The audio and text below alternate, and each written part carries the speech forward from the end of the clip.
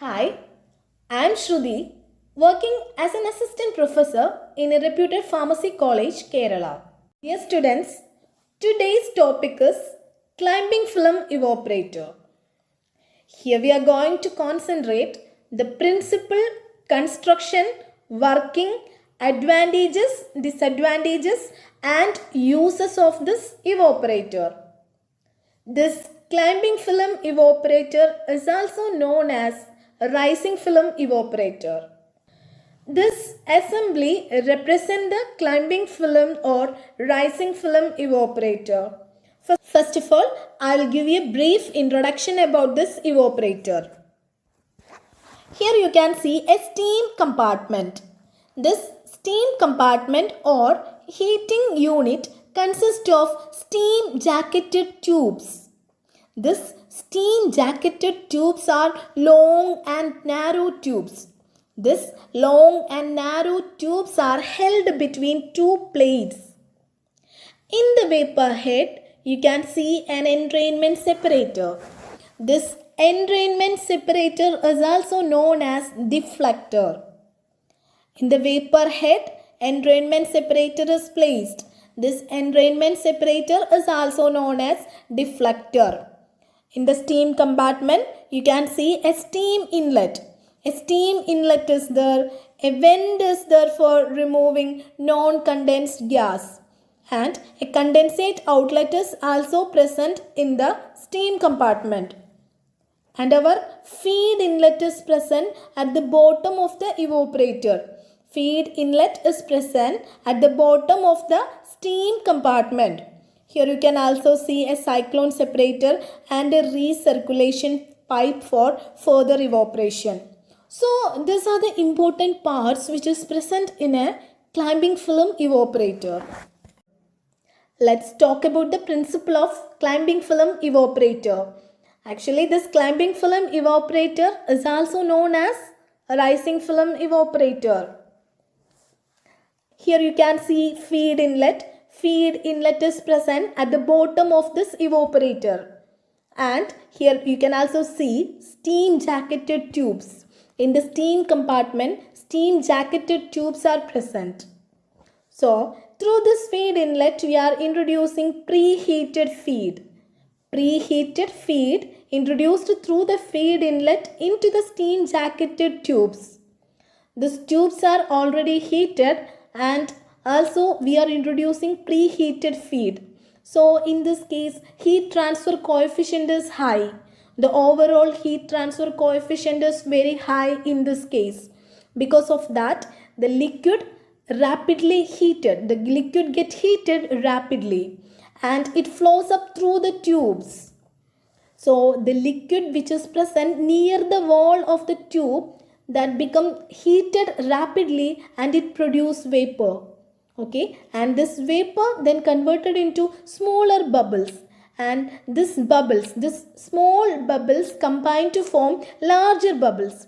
Okay, the liquid which is present near the wall of the tube become heated rapidly and it produce vapor. This vapor converted into smaller bubbles and the smaller bubbles then fuse to form larger bubbles. And these larger bubbles entrap little amount of liquid. Okay, this larger bubbles entrap liquid fraction and it travels up. As more and more vapor produced in this tube, this liquid and bubbles which is present at the top of the tube rushes out of the tube and it blown from the top and it strikes the deflector. And this deflector that throws the liquid downward and the vapor which is present in the vapor head that is passed through this vapor outlet into a cyclone separator. So this is the principle that is involved in climbing film evaporator. Move on to the construction part. Actually, this construction part is now very familiar to you because we have already discussed that in our introduction section. Climbing film evaporator consists of a steam compartment or a heating unit. This heating unit consists of steam jacketed tubes. This long and narrow tubes are held between two plates. This long and narrow steam jacketed tubes are held between two plates. An entrainment separator is placed at the top of the vapor head. This entrainment separator is also known as deflector. Entrainment separator is placed at the top of the vapor head. In the steam compartment, steam inlet is there.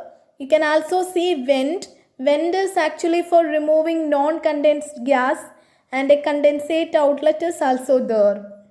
Here you can see cyclone separator and a recirculation pipe, and feed inlet is present at the bottom of the evaporator. So these are the important parts which is present in a climbing film evaporator. Let's move on to the working part of climbing film evaporator. Here you can see our feed inlet.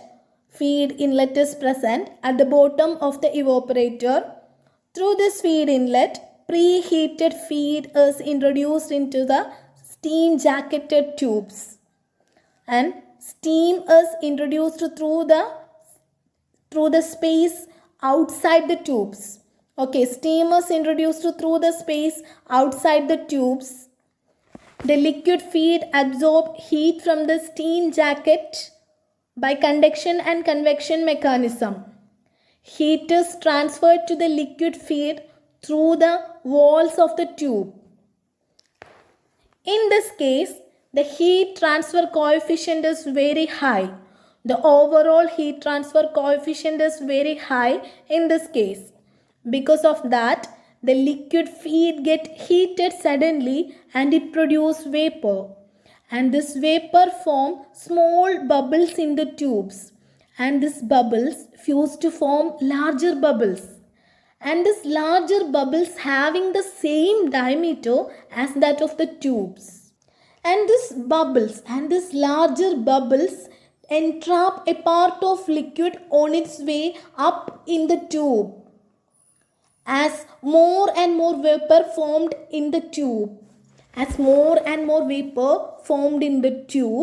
the slug of liquid that blown up from the top of the tube and it strikes the deflector.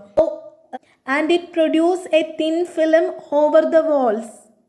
This thin film vaporizes rapidly. Here you can see a deflector or an entrainment separator. This entrainment separator acts as a foam breaker, and it also separates liquid concentrate from the vapor. So this deflector throws the liquid concentrate downward and the vapor which is escaped through the vapor outlet into a cyclone separator.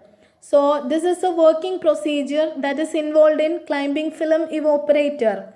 See the important uses of climbing film evaporator. This evaporator is suitable for handling thermolabile substances such as insulin, liver extracts, vitamins, etc. So we can handle thermolabile substances while using climbing film evaporator. We can also concentrate clear liquids, foaming liquids and corrosive solutions in larger quantities by using this climbing film evaporator.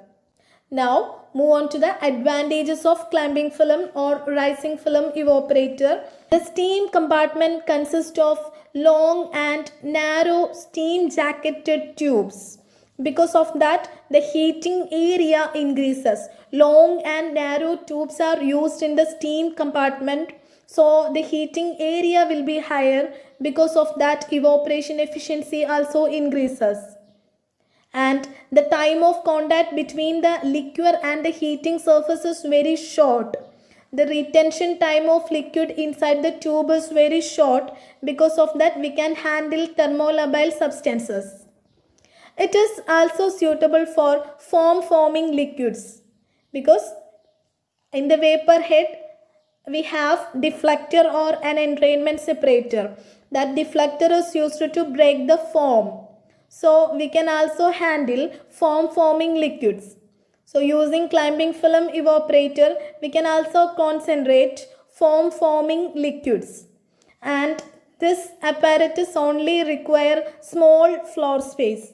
So these are the important advantages of climbing film evaporator.